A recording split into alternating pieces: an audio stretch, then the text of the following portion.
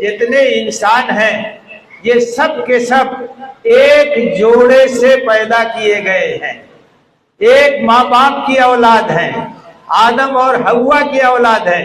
قرآن میں اعلان کیا گیا اِنَّا خَلَقْنَاكُم مِّن ذَكَرٍ وَأُنثَىٰ، ہم نے تم کو ایک جوڑے سے پیدا کیا ہے۔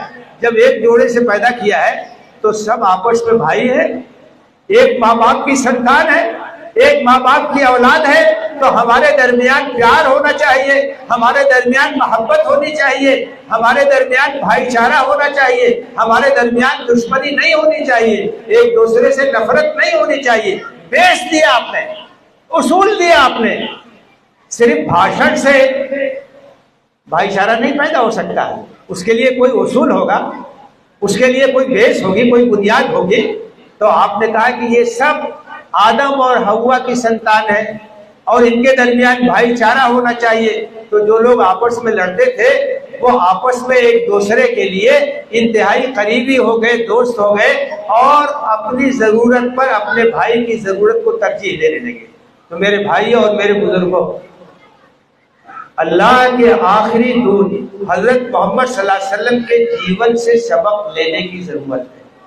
مسلمانوں کی یہ ذمہ داری ہے کہ وہ آپ کی زندگی کے مطابق اپنی زندگی کو بنائیں، آپ کی تعلیمات کے مطابق اپنے کیریکٹر کو ڈھالیں، قرآن کا ادھین کریں، حضرت محمد صلی اللہ علیہ وسلم کی جیونی کا ادھین کریں اور اس کے اوپر چلیں۔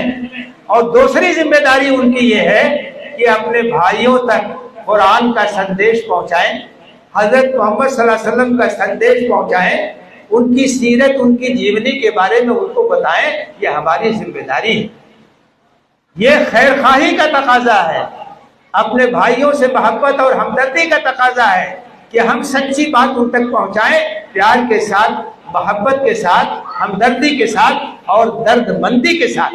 ہمارے پاس ایک امانت ہے، وہ امانت قرآن کی شکل میں ہے، وہ امانت حضرت محمد صلی اللہ علیہ وسلم کی جیونی کی شکل میں ہے۔